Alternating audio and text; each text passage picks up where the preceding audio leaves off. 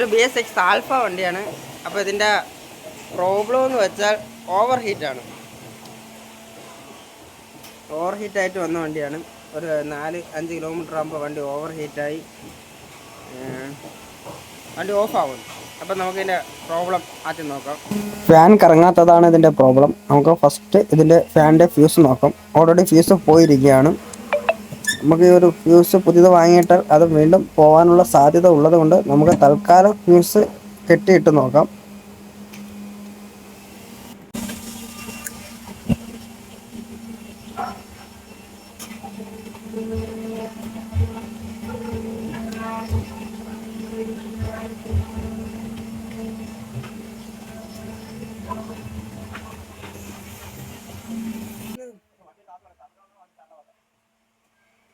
Fuse കെട്ടിയിട്ട ശേഷം നമുക്ക് fan കറങ്ങുന്നുണ്ടോ എന്ന് ചെക്ക് ചെയ്യണം.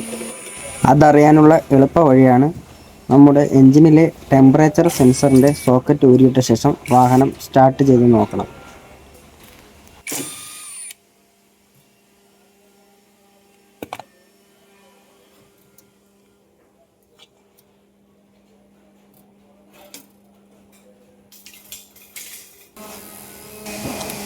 ഈ കാണുന്നതാണ് ടെമ്പറേച്ചർ സെൻസർ.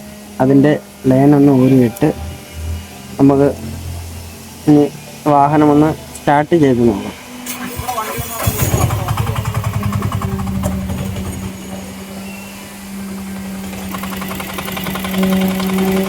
എന്നിട്ടും ഫാൻ കറങ്ങുന്നില്ല.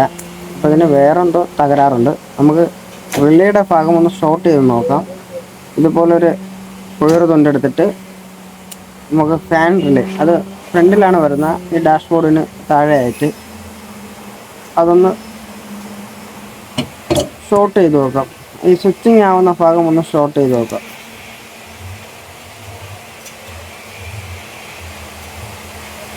ഇതുപോലെയാണ് നമ്മൾ ചെക്ക് ചെയ്യുന്നത്.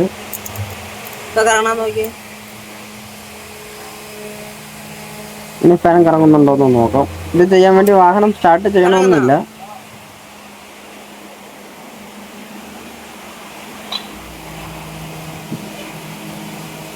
അപ്പോൾ ഫാൻ കറങ്ങുന്നുണ്ട്. അപ്പോൾ ഫാനിന് വേറെ പ്രോബ്ലം ഒന്നുമില്ല.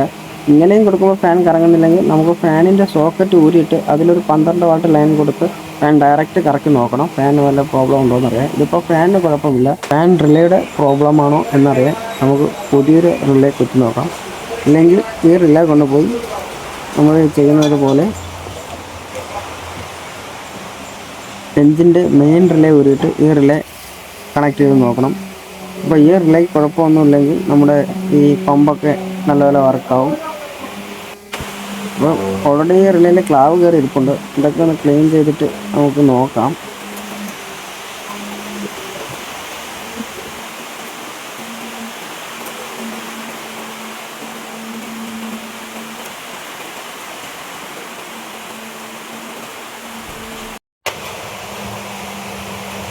അങ്ങനെ റിലേയുടെ ക്ലാവൊക്കെ കളഞ്ഞ് നമുക്ക് ഈ റിലേ സ്റ്റാർട്ട് ചെയ്ത് ഇതറിയണമെങ്കിൽ നമ്മളൊന്ന് ഇങ്ങനെ സ്റ്റാർട്ട് ചെയ്ത് നോക്കണം.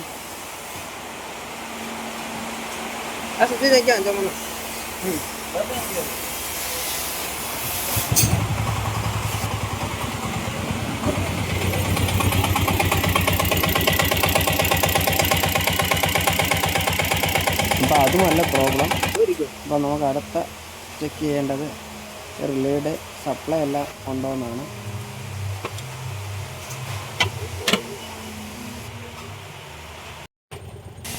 മൾട്ടിമീറ്റർ ഉപയോഗിച്ച് ചെക്ക് ചെയ്തപ്പോൾ നമ്മൾക്ക് മെയിൻ സപ്ലൈ ഇതിലേക്ക് വരുന്നില്ല. അപ്പോൾ നമ്മൾ ആ വയറിൽ എവിടെയോ ബ്രേക്കിംഗ് കാണും. ഇതിലൊരു പോസിറ്റീവ് ലൈൻ വരും. അപ്പോൾ അത് വരുന്നില്ല. അതെവിടെയോ ബ്രേക്കിംഗ് ആണ്. അപ്പോൾ അത് കണ്ടുപിടിക്കണമെങ്കിൽ വയറിംഗ് കിറ്റ് ഫുള്ള് പൊളിക്കണം. അപ്പോൾ അത് ഒരു ദിവസത്തോളം ടൈം എടുക്കും. അപ്പോൾ കസ്റ്റമർക്ക് പെട്ടെന്ന് വണ്ടി വേണം. പിന്നെ കയ്യിൽ ബഡ്ജറ്റും കുറവാണ്. അപ്പോൾ നമ്മൾ ഒരു ദിവസം നിന്ന് വയറിംഗ് കിറ്റ് പൊളിച്ച് ഇതിൻ്റെ എവിടെയെങ്കിലും ബ്രേക്കിംഗ് കണ്ടുപിടിക്കുമ്പോൾ നല്ല ടൈം എടുക്കും. അപ്പോൾ അതിൻ്റേതായ ലേബറും ആവും. അപ്പോൾ അതിനായിട്ട് എളുപ്പപ്പണിയെന്ന് വെച്ചാൽ ഇവിടെ വേറൊരു പോസിറ്റീവ് ലൈൻ കൊടുക്കുക എന്നാണ്. ഇതൊരു പോസിറ്റീവ് ലൈൻ ആയതുകൊണ്ട് കണ്ടിന്യൂ വന്നുകൊണ്ടിരിക്കുന്നത് കൊണ്ട് റിലേയിൽ ഇതിൽ നിന്ന് എടുത്ത് ഇങ്ങനൊരു ലൈൻ കണക്ട് ചെയ്യും. അപ്പം ഇവിടെ ലൈൻ കിട്ടിയിട്ടുണ്ട്. പിന്നെ ഇത് നെഗറ്റീവാണ്, അത് ECU ആണ് ആ നെഗറ്റീവ് വിടുന്നത്. വണ്ടി ഹീറ്റ് ആകുമ്പോൾ ഫാൻ കറങ്ങാൻ വേണ്ടി അത് ECU മനസ്സിലാക്കി നെഗറ്റീവ് ലൈൻ വിടും. അപ്പം അതിൽ